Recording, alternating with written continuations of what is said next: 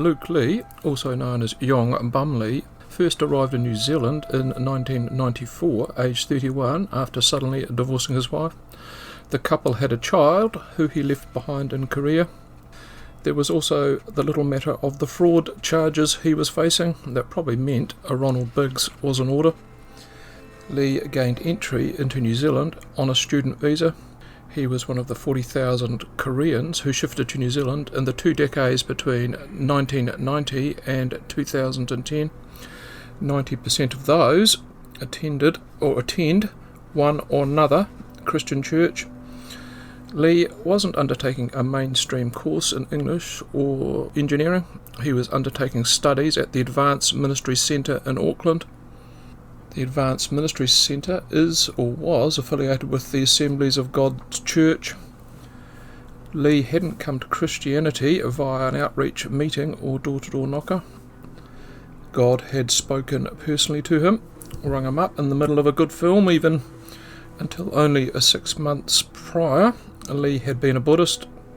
It was during these first studies in Auckland he met his second wife, Yong Lee, a Korean New Zealander, who also had an anglicised name, Joyce.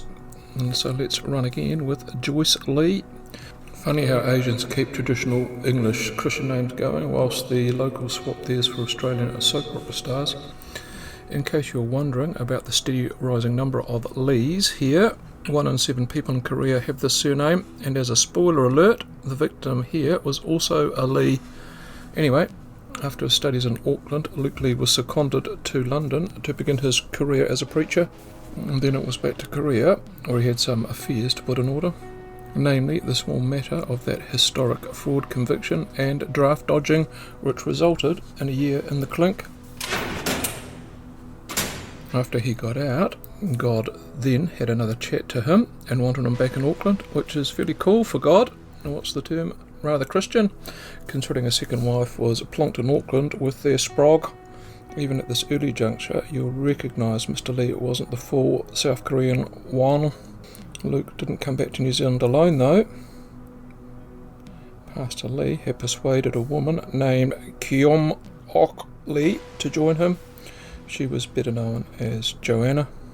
Joanna had few friends, lost touch with her family, dabbled in Pentecostal Christianity. There were not many other good things going on in her life. A restart in New Zealand probably looked attractive. Persuaded also by Pastor Luke's enthusiastic talk of a new church he was starting, the God of All, under the banner/franchise rights of the Assemblies of God.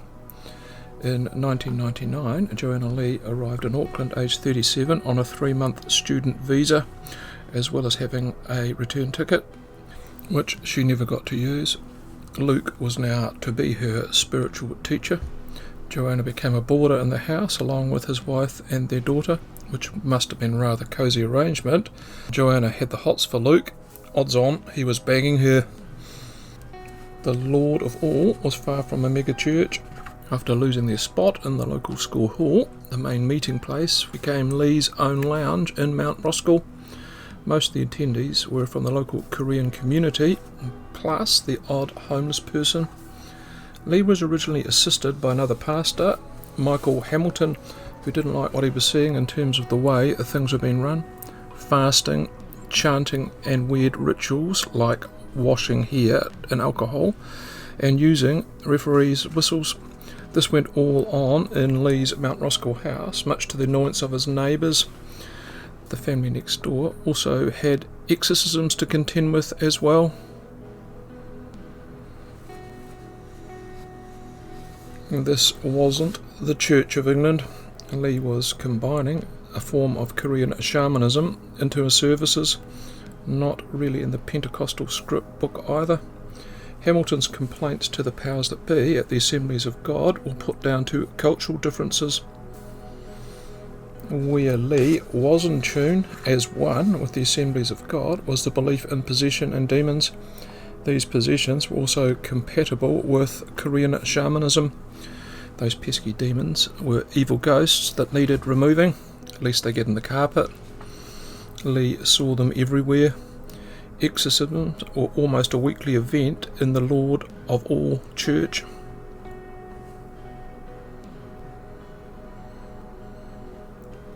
6 weeks after arriving in Auckland, Joanna Lee found herself on a mattress on the floor of Luke and Joyce Lee's lounge, undergoing an exorcism. Not for the first time, I might add. Only this time, Pastor Lee had detected 20 demons inside Joanna and was going to drive them out in a ceremony he dubbed deliverance. What did deliverance involve? To scare and intimidate the demons to leave, if necessary, using physical force. Lee had divined the demons inside Joanna were hiding in her stomach, chest and throat. Not really areas of the anatomy delusional laymen should poke about in. Part of the preparation in the lead-up to Saturday night's exorcism required Joanna not to sleep or to eat in the 3 preceding days. Doubtless the small woman would have already been in poor physical and mental condition by the lack of food and sleep, all before Lee and his followers began their 5-hour ritual. It is hard to fathom what was going on in the minds of Luke Lee and the 10 other followers that night. The year was, after all, 2000 and not 1300. The members sat around her body in a similar style to the Mugang ritual you see in Korea. That's pictured. The church members beat drums and babbled incantations, made animalistic noises as Pastor Lee sat on Joanna's stomach and chest in an order to expunge the evil spirits. When this didn't appear to be working, at least in Luke Lee's estimation, he began bouncing up and down on her midriff, in the end crushing her ribs. It wasn't those actions that finally killed her, and this happened when Lee began to focus his attention on her throat, in which he was convinced there was a demon lodged. Instinctively, Joanna tried to extricate herself from Pastor Lee's throttling, screaming, "No, no, no." Pastor Lee and his followers believed instead it was the demon who made that proclamation, resulting in Joanna now being held down with no way of fighting back and facing asphyxiation. This occurred, sadly, shortly after. Her eyes closed for the last time. Remarkably, Lee wasn't that perturbed, and Joanna may have stopped breathing and have blood trickling from her mouth. "She'll be fine, a box of fluffies, in the morning." He had it on good authority, more correctly, God authority. The chatter in his head said it was the devil that did it, and not him. God would put it right after a good night's kip.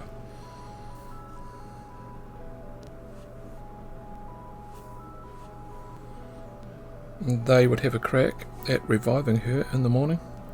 If you thought this case was bizarre enough by now, you ain't seen the half of it. There was now a dead body in Pastor Lee's lounge. One he thought he could bring back to life. For 5 days they surrounded her decaying body, prayed and chanted, went home, made tea, drove to the shops, watched television, went off to work and studied. Not one of the members of the Lord of All Church got an inkling there was something inherently wrong with the proceedings. A sickening example of which is blowing into the mouth of a corpse, not exactly the behaviour of a rational person.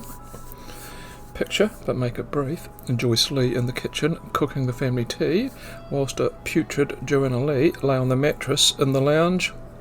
What did they tell their toddler, eh? "Don't touch the corpse, dear. You don't know where it's been." And picture the neighbours now, as if they didn't have enough to complain about with all the chanting and banging around. Now there was the smell. How long this mass delusion would have continued is anyone's guess. The only reason why this macabre situation was ended was when the group observed Joanna's skin blackening, which they interpreted as being a precursor for her resurrection. As a world first, they now wanted to document her rising from the dead. Who better to do this than a neighbour who sometimes joined their services? Edwin Muir, a keen photographer. Lee tried to persuade Muir what he was about to film and document would be worth millions to any media outlet. Only, confronted with the sickening sight and smell of a 6-day-old corpse, Muir did what any rational person would do and called the cops. Lee was arrested and now facing manslaughter charges. At his trial in 2001, Luke Lee represented himself. on God's instructions and offered no defence, just a rambling closing statement with Bible in hand. Inside and out the court, he maintained that Joanna would come back to life. He wasn't that keen on proceedings because the lawyers and judge were all possessed. Still, God had now given him the date for her new resurrection, midnight, Sunday the 9th of December 2001. That task became a mite harder for the Almighty, since she had been cremated 11 months prior.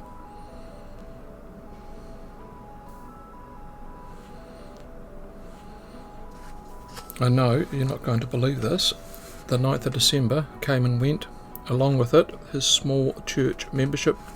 They jumped on the first plane back to Korea as soon as their testimonies were heard, with a great tale to tell their grandkids. And Judge Patterson had this to say: "The particular concern I have, Mr. Lee, is your charisma and cult-like sway you have on your followers suggests when you are released you will continue to be a risk to the public." The jury found him guilty and were excused from service for 3 years. Viewing those gory photos can't have been that easy. When Pastor Lee was sentenced to 6 years, his only supporters in the court were his wife and daughter. Mr. Lee was also to be deported immediately after his sentence was served. In the end, this is what happened. Only, there was one major development I need to mention. In prison, Lee obtained legal assistance to appeal his sentence on the basis that Joanna Lee had consented to the exorcism.